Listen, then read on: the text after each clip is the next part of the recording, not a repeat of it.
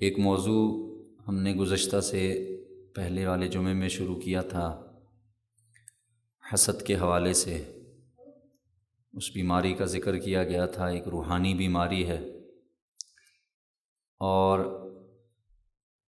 یہ بیماری تہجد پڑھنے سے، ذکر کرنے سے، تلاوت کرنے سے، ان چیزوں سے یعنی ان اعمال سے اس بیماری کا خاتمہ یہ بہت مشکل ہے، کیونکہ بڑے بڑے تہجد گزار ہیں لیکن حسد کی بیماری پائی جاتی ہے۔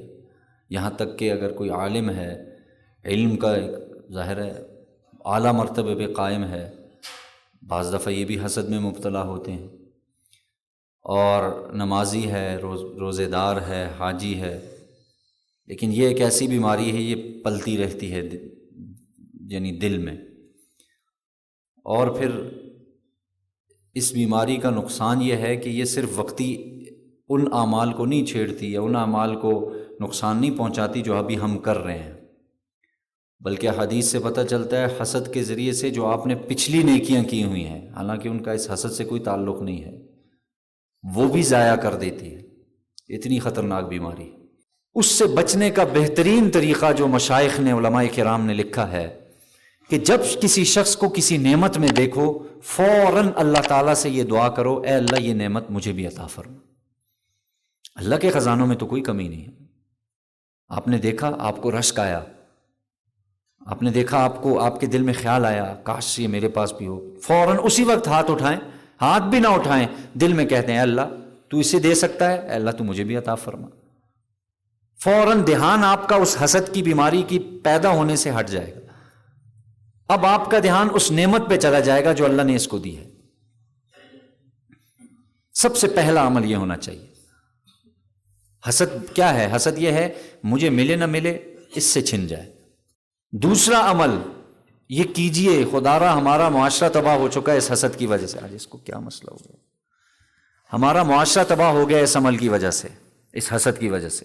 ہمارے گھر تباہ ہو گئے ہیں اس حسد کی وجہ سے، خاندان تباہ ہو گئے ہیں اس حسد کی وجہ سے، بہنوں کا آپس میں حسد ہے، بھائیوں کا آپس میں حسد ہے، جو ہے نا رشتہ داروں کا، کزنز کا آپس میں حسد ہے، پھر پڑوسیوں کا آپس میں ایک حسد چل رہا ہے، پورا معاشرہ حسد میں گھرا ہوا ہے۔ ہمارے لیے جو بہتر ہے اللہ نے ہمیں دیا ہوا ہے، تو ایک یہ دعا کرنی ہے۔ دوسرا کیا ہے؟ جس کو نعمت دیکھو اس کے لیے دعا کرو، اللہ تمہیں اس نعمت میں برکت نصیب فرمائے۔ بہت مشکل کام ہے، دل سے نکلتی نہیں ہے یہ بات کرنے میں میرے لیے بھی بہت آسان ہے، لیکن بولنے میں بہت آسان، کرنے میں انتہائی مشکل۔ اور تیسری چیز یہ ہے اللہ والوں کی صحبت میں بیٹھنا۔ باقاعدہ اس کا علاج بتایا جاتا ہے۔ بزرگ جو مشائخ ہیں، جن کو اللہ تعالیٰ نے اپنا قرب نصیب کیا ہوا ہے، وہ باقاعدہ طور پر آپ کو اس کا علاج بتائیں گے۔ جب آپ ان سے ایک تعلق قائم کریں گے، ان کے سلسلے میں جڑیں گے، تو پھر وہ باقاعدہ آپ کو بتائیں گے کہ بھائی ہاں یہ بیماری ہے، اس کا یہ حل ہے۔ لمبی چوڑی بات نہیں کرتے، لمبے چوڑے وظائف نہیں، بتاتے ہیں بھائی یہ بیماری، اس کا یہ حل ہے۔ اور پھر انسان جب وہ حل میں لگتا ہے، میں نے کہا تہجد اس کا حل نہیں ہے، بالکل بھی نہیں ہے، نمازیں اس کا حل نہیں ہے، قرآن مجید کی تلاوت یہ حسد کا حل نہیں ہے، علاج نہیں ہے۔